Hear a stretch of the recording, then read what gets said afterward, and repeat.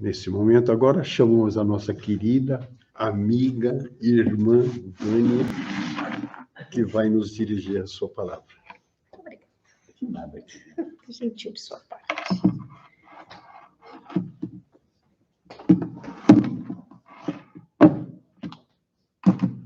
Boa noite. Boa noite. Tudo bem com vocês? Que bom. Fico feliz de estar aqui mais uma vez. Vocês ainda, acredito, se Deus permitir, me verão algumas vezes durante este ano aqui no Cabaninha, e para mim é sempre um momento de bastante alegria. Hoje nós vamos falar um pouquinho sobre o Evangelho segundo o Espiritismo, capítulo 7, item 13, Missão do Homem Inteligente na Terra. É um texto bem pequenininho dentro do Evangelho, mas é um texto que a gente vai esmiuçando e vai vendo que tem mais conteúdo do que a gente enxerga num primeiro olhar, num primeiro vislumbre.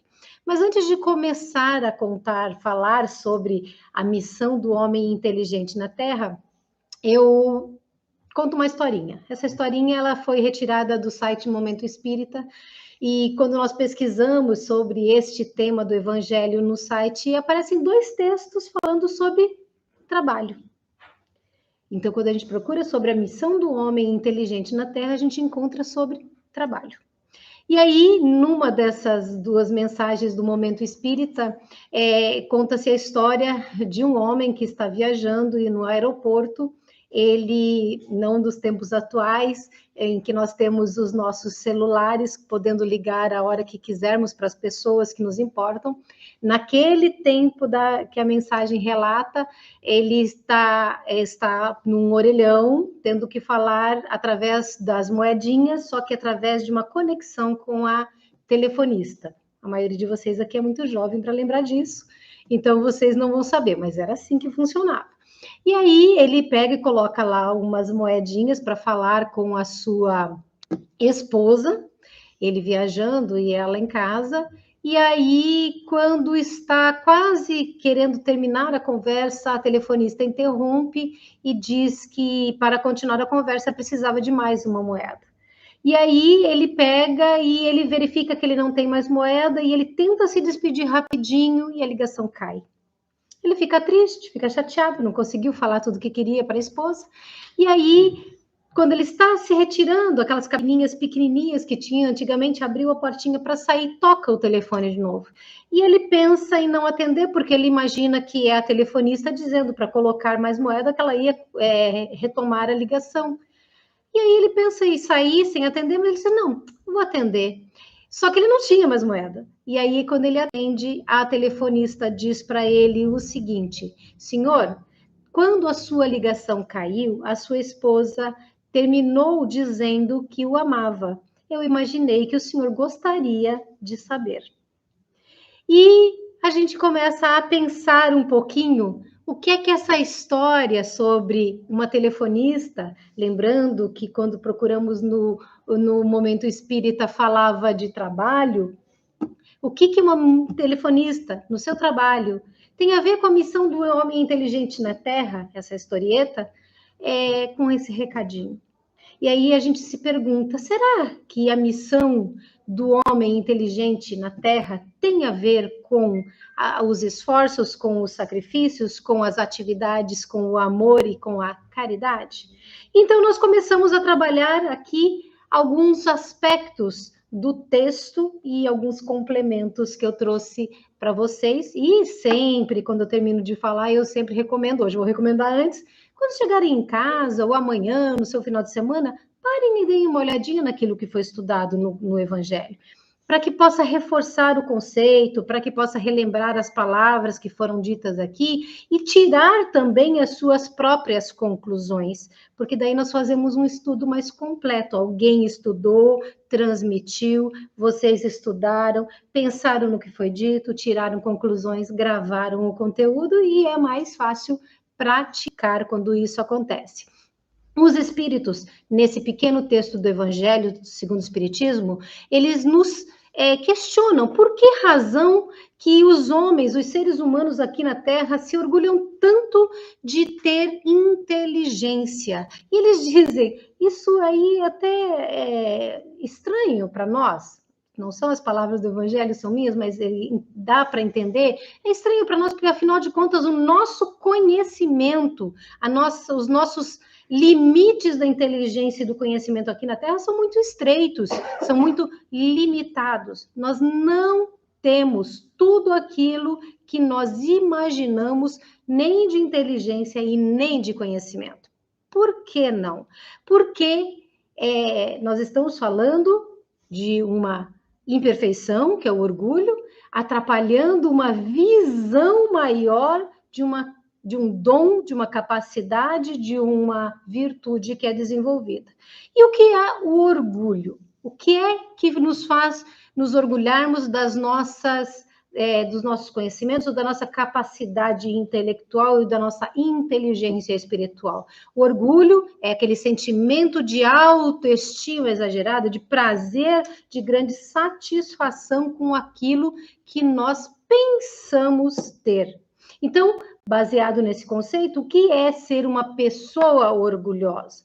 Uma pessoa orgulhosa é aquela pessoa vaidosa, altiva, soberba, cheia de eu me acho, eu creio que sou, e que até em determinados momentos pode se comparar ao próximo e aí ter um sentimento de superioridade, uma presunção de superioridade em relação ao próximo, ou seja, é um conceito exagerado de si mesmo. Vocês conhecem alguém assim?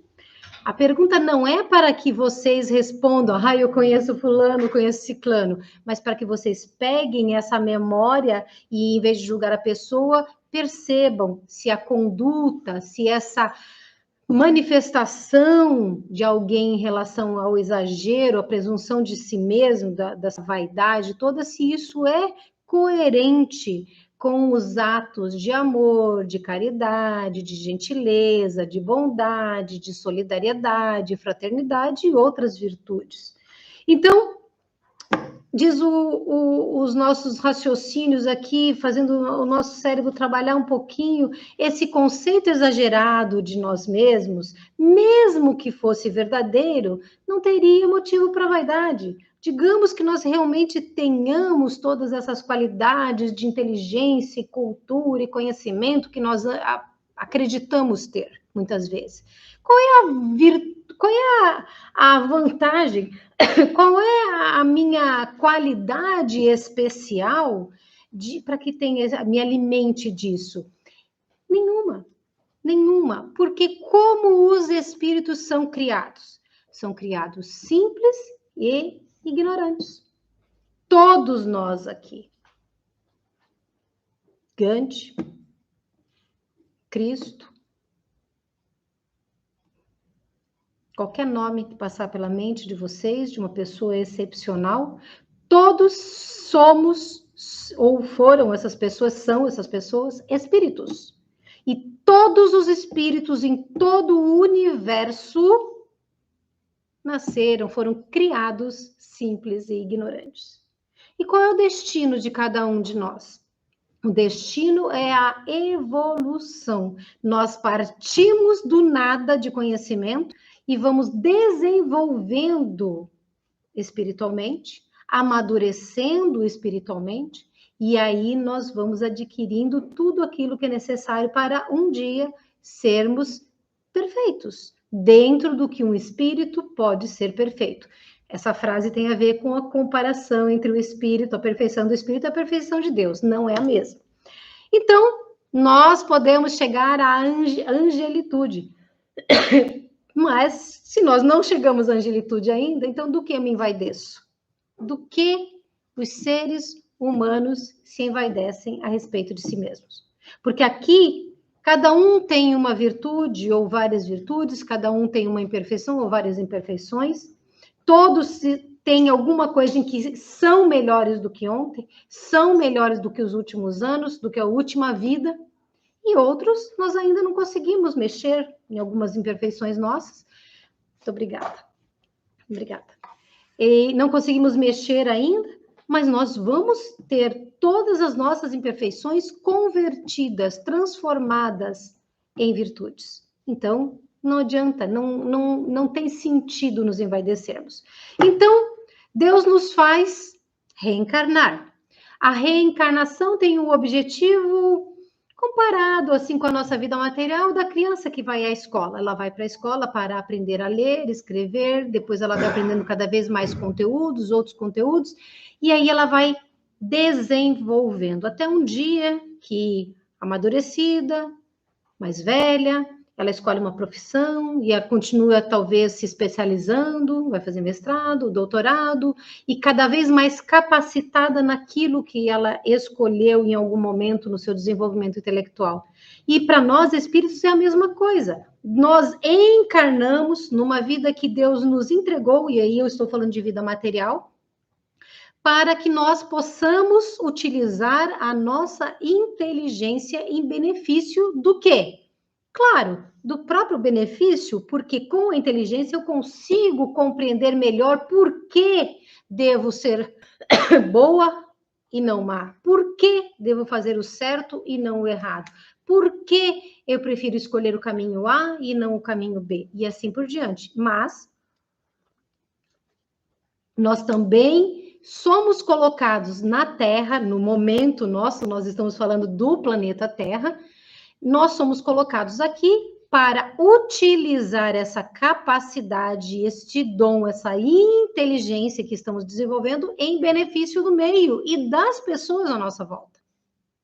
Não existe como nós estarmos aqui para o próprio desenvolvimento exclusivo. Embora eu tenha que me preocupar comigo, porque quando eu melhoro, eu também melhoro o mundo à minha volta. Quando eu me modifico, eu também exemplifico que essa modificação é positiva para quem está à minha volta, portanto, eu contribuo com o meio. E ter uma decisão de contribuir voluntariamente, sem egoísmo, é uma posição que nós podemos e devemos fazer. Nesse sentido, eu achei interessante porque encontrei uma frase hoje do Beethoven, um grande compositor, em que ele disse: não existe verdadeira inteligência sem bondade. Beethoven disse: não existe verdadeira inteligência sem bondade. Então, se nós começarmos a pensar na inteligência como uma virtude que precisa da bondade, nós entendemos que a missão do homem inteligente na Terra é utilizar de todas as suas virtudes para a aplicação da sua capacidade em favorecimento do meio. E quando eu falo o meio, é tudo que está à nossa volta. Os seres humanos, a natureza, os animais, as relações, tudo. Todas as atividades. E que são coisas que nem todo mundo faz e muitas vezes nós desprezamos. É uma coisa interessante porque, por exemplo, tem pessoas que amam crianças, mas que não gostam de cachorro. E tem pessoas que dariam a vida por um cachorro e um gato, mas detestam o ser humano. E nós ainda estamos evoluindo, nós estamos nos desenvolvendo para aprender a amar toda a obra divina. Não é um julgamento se a pessoa faz isso ou aquilo, mas que nós precisamos nos avaliar para pensar o que me falta para usar a minha inteligência e amar melhor o mundo à minha volta e os seres humanos à minha volta. Lembrando que amar não é amar o defeito das pessoas, as imperfeições ou os seus erros, mas o ser que está lá em desenvolvimento, em evolução, como nós estamos. Então, quando nós recebemos a inteligência, recebemos a oportunidade encarnatória, nós acabamos por ser responsáveis, ou seja, recebemos como missão de Deus, que confia na nossa capacidade de contribuir, de desenvolver ou de ajudar a desenvolver as pessoas com inteligências menos evoluídas que compartilham do nosso mundo. Eu não estou falando de pessoas com problemas de saúde, mas com pessoas, com os seres humanos, de forma geral, encarnados ou desencarnados, dependendo do meio onde nós estamos. Eu estou no meio, eu tenho que utilizar a minha capacidade para elevar as pessoas, para incentivar as pessoas, para promover as melhores características e qualidades, ou seja, as virtudes das pessoas, para que, com esse estímulo que nós podemos dar em qualquer grau de nossa capacidade, nós ajudemos que estes nossos irmãos sejam conduzidos a Deus. E digo para vocês, a gente está falando como se nós é que tivéssemos o dom de fazer isso, e temos, dentro do nosso limite de capacidade de conhecimento atual. Sim, todos nós temos como ajudar o próximo, mas nós também somos ajudados. Por alguma razão, eu estou falando isso aqui agora, e eu me lembrei, que eu sempre conto quando tenho oportunidade, que quando eu era criança, eu fui criada na Igreja Católica, e aos 7 anos de idade aproximadamente, eu estava fazendo o catecismo e fui fazer a primeira comunhão. E me lembro, é engraçado a gente lembrar de uma coisa que aconteceu há tanto tempo como se fosse ontem. E eu me lembro que na primeira comunhão nós fazemos a primeira confissão. E o medo de confessar. Você contar todos os seus pecados para o padre naquele cantinho lá reservado só para ele e Deus escutarem. Mas você tem 7 anos, o que você tem de pecado? E eu me lembro que eu pensava assim, tomara que seja o Padre Vicente, porque o Padre Vicente era tão querido, tão doce com as crianças, mas para o meu azar, quem estava lá era o Padre João. E o Padre João tinha uma cara de bravo. Ele tinha uma cara de quem não conseguia entender as crianças. E aí, com todo o medo que uma criança de 7 anos pode sentir numa confissão na igreja, eu entro, o padre está sentado, digamos ali naquele vaso primeiro, e eu sentada mais ou menos aqui no segundo vaso, nessa altura, uma distância. E aí o padre olha para mim e diz: fale, minha filha. E eu mudo. E aí ele fala: pode contar os seus pecados para mim. E aí eu, em pânico, comecei a chorar. E quando eu chorei, ele perguntou: por que você está chorando? E eu disse: porque eu acho que não tenho fé. Porque eu não tinha o que dizer. Como que eu não tenho o que dizer? Se eu tenho pecados, disseram que eu tinha pecados. Que é como a gente entende, né? E aí o Padre João me disse: minha filha, a maior prova de que você tem fé é que você está chorando por ela. Por que eu estou contando isso para vocês? Mas toda vez que eu lembro disso, eu digo que Deus abençoe o Padre João, porque ele usou a inteligência dele para o bem. Porque ele usou a capacidade dele, a missão dele, para colocar uma criança no caminho da fé. E eu nunca mais me afastei do caminho da fé, e eu tenho certeza que o Padre João foi um instrumento de Deus na minha vida. Percebem a missão de um homem inteligente na Terra? O que é? Então, como que nós sabemos se nós estamos ou não estamos fazendo aquilo que devemos com essa missão que recebemos? O próprio Evangelho segundo o Espiritismo dá um exemplo comparativozinho a respeito disso. Ele diz que a natureza do instrumento diz qual o uso que se deve dar a ele. Como que a gente interpreta? O próprio Evangelho explica. Se você recebe uma enxada, o que você vai fazer com ela? Você vai cavar. Se você pega uma enxada que o seu patrão, o seu senhor, deu para você cavar e você levanta, ergue essa enxada para agredir, para ferir, você está cumprindo com o seu dever, com o seu papel, está utilizando aquele instrumento como deve ser utilizado? Então, o Evangelho explica. Da mesma forma, a inteligência, porque se nós utilizamos a inteligência para destruir, nós estamos fazendo o quê? Atrasando os nossos irmãos, distraindo-os dos seus papéis, das suas missões, afastando-os do cumprimento do dever. Quando nós usamos as nossas capacidades para usar como instrumento, mas não para o seu uso natural, mas para algo que vai atrapalhar, nós estamos comprometendo a própria evolução, mas a evolução do outro. E é claro, estamos violando a confiança da providência divina sobre a nossa capacidade de contribuir. Percebem? É tão estranho. A gente fala do tema como se fosse um texto desse tamanho que está mostrando para nós, eu sou inteligente, então eu preciso usar para o bem. Mas o que significa isso? Em que momento, quando eu tenho que ser um professor para educar bem os meus alunos, para estar usando bem a minha inteligência?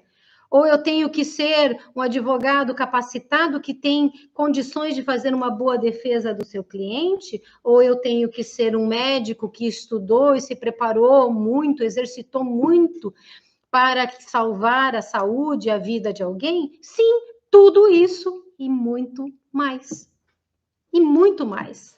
Então, quando nós usamos mal a nossa inteligência, o que merecemos de Deus? Vamos perguntar diferente. O que o patrão tem que dar ao empregado cuja enxada não foi colocada em uso para cavar, mas para ferir o outro? Ele tem que receber o seu salário? O que recebe um ser humano inteligente que usa mal a sua capacidade? Essa é a questão que nós devemos pensar a respeito de nós mesmos. O que faço eu com a minha capacidade de ser útil aos meus irmãos?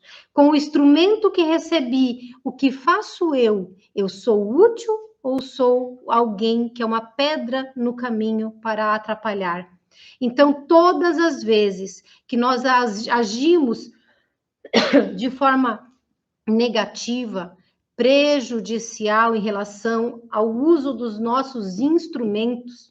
E isso também não se limita só à questão da inteligência, mas a como nós utilizamos o corpo, que é um instrumento que nós recebemos, como que nós utilizamos o grupo familiar, as condições sociais, os aprendizados que a vida nos ofereceu, porque tudo isso nos serve para alguma coisa.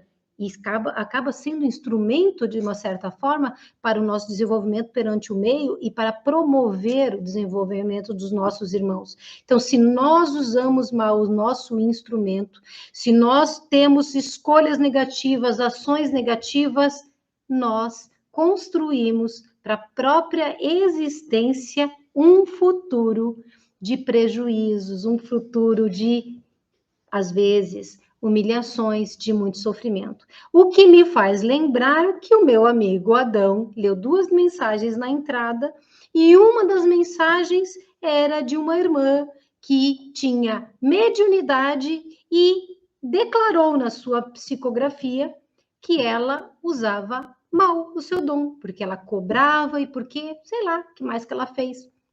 E o que ela mostrou? Que o mau uso do seu instrumento, da sua capacidade, que no caso dela também se tratava de inteligência, além do dom de vislumbrar, de compreender, de penetrar no mundo espiritual. E ela usando mal o que ela construiu para o futuro, dor e sofrimento.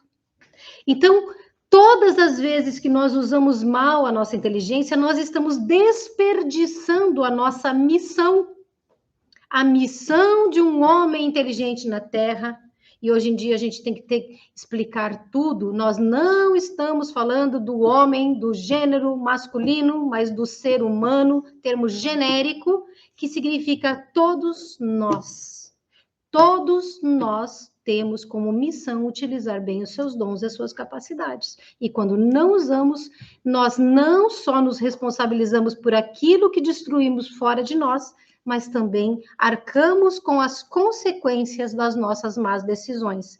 E isso acontece, alerta-nos o próprio Evangelho segundo o Espiritismo, e vai durar, para aquele que está errando, que errou, vai durar até o momento em que ele se perceba alguém que precisou ser humilhado. Não estamos falando do termo humilhação no sentido pejorativo, de destruir alguém, mas de eu me humilho porque eu reconheço que sou menor do que pensei, que a presunção de superioridade que eu tinha não é verdadeira e que tudo aquilo que eu posso ser melhor que os outros serve para ajudá-los, fazer com que esses outros cresçam. E tudo aquilo que eu ainda não aprendi, que ainda não desenvolvi, eu tenho que aprender com alguém. Então, eu me posiciono através do aprendizado deste modo, desta escolha dolorido, sofrido, eu me posiciono em alguém numa posição de humildade, de humilhação íntima, de dizer eu realmente não sou tudo aquilo que eu pensei que era e por conta disso eu errei. E a humildade, o reconhecimento de que nós temos muito a aprender ainda e que nós devemos utilizar positivamente aquilo que já aprendemos é que nos faz chegar cada vez mais rápido, mais próximo de Deus. Interessante esse termo mais próximo de Deus também, porque, na verdade, Deus nunca se afasta de nós, mas é que nós é que temos que nos aproximar dele através da nossa evolução. Uma outra frase interessante que eu achei que era muito pertinente para trazer hoje, vem dos conhecimentos dos textos judaicos. Diz assim esta frase dos textos judaicos: o topo da inteligência é alcançar a humildade. Eu acabei de falar que uma pessoa que erra acaba construindo para si uma vida posterior de sofrimentos e disse que quando aprender que aquela presunção de superioridade não existia, que a pessoa tem que internalizar e dizer, puxa, eu me humilho, eu me reconheço como alguém que não tem toda aquela capacidade, aquele conhecimento que tinha, e aí eu me coloco numa posição de humildade. E aí, em seguida, eu pego um texto judaico que não é espírita, mas está lá atrás, né? Da nossa história, e que fala que o topo da inteligência é alcançar a humildade. A humildade é uma virtude que indiscutivelmente nós precisamos trabalhar. Então, o que nós precisamos compreender de tudo isso que nós estamos falando? Que a inteligência é um instrumento dos melhores para que nós tenhamos méritos futuros, mas isso depende de como nós a utilizamos.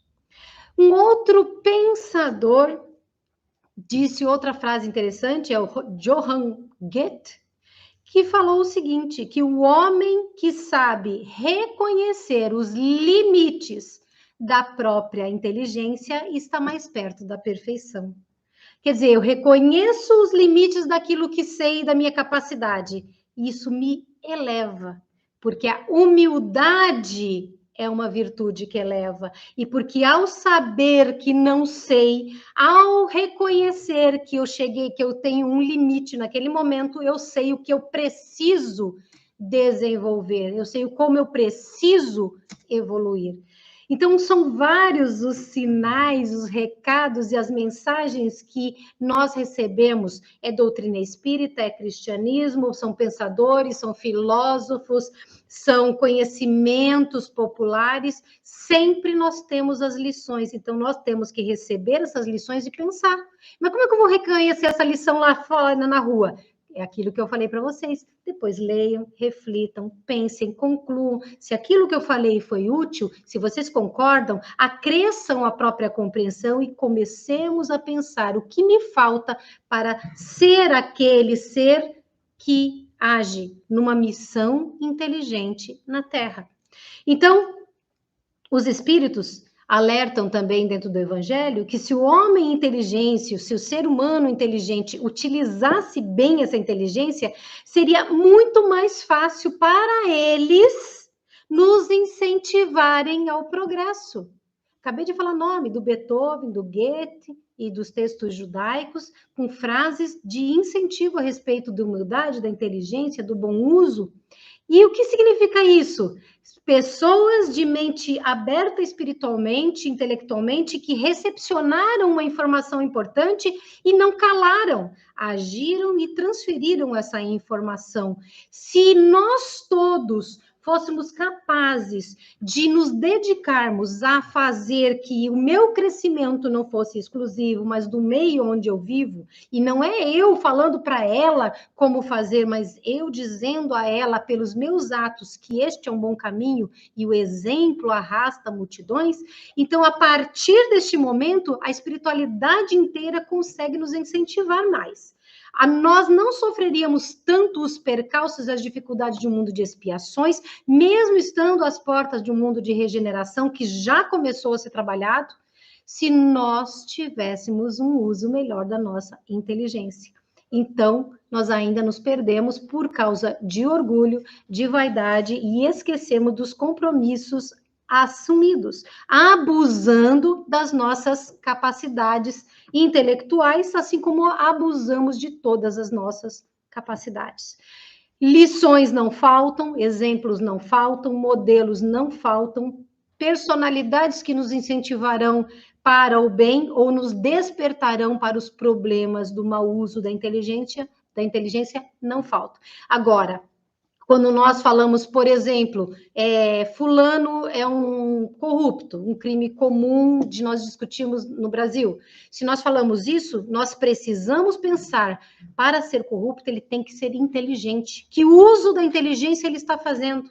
Percebem? Então, quando uma pessoa tem esse posicionamento, como eu disse, nós temos que ter misericórdia da pessoa que cometeu o pecado, que comete o erro, mas não ter misericórdia ou amor pelo erro. Existe uma diferença entre o erro, o pecador e o pecado.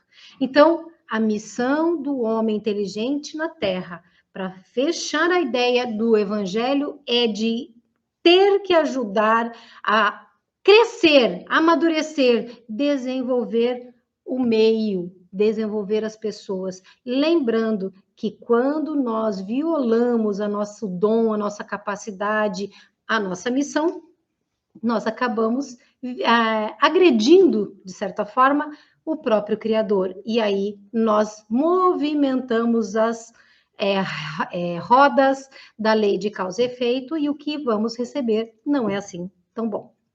Fecho aqui o Evangelho e termino com uma pequena leitura, um texto bem curto, de Chico Xavier, falando sobre esse assunto, que eu gostaria que vocês pensassem, porque Chico foi muito perspicaz ao dizer essas palavras, que na verdade resumem o que nós dissemos aqui. Disse ele, não sei, tá, se é uma psicografia ou dele mesmo, mas não importa que veio pelas mãos de Chico. Tudo o que Jesus falou no Sermão da Montanha foi ao coração, ao sentimento. Não disse nada ao raciocínio, porque é pela inteligência que nós caímos. Ele não disse, Jesus não disse, bem-aventurados os inteligentes. Chegou mesmo, certa vez, a dar graças ao Pai por ter ocultado, por ter escondido os segredos dos céus aos sábios e inteligentes. Quem cai pelo amor, o próprio motivo da queda faz com que se reerga. Mas quem cai pela inteligência não se sente caído. Por quê? Porque o orgulho não o deixa enxergar o seu erro. Essa última frase é minha. Porque quem cai pela inteligência não se sente caído. Essas são as palavras de Chico, as palavras do Evangelho segundo o Espiritismo e a minha pequena contribuição para vocês, esperando que cada um de nós saia daqui pensando: o que fiz da minha inteligência no dia de hoje? Qual será a minha missão no dia de amanhã?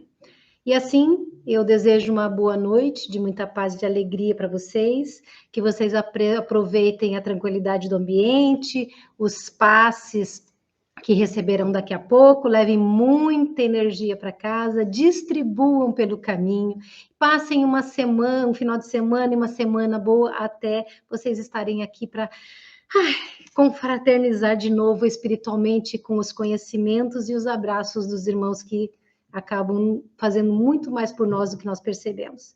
Desejo uma excelente noite e deixo o meu carinho. Até a próxima, se Deus quiser. Muito obrigada.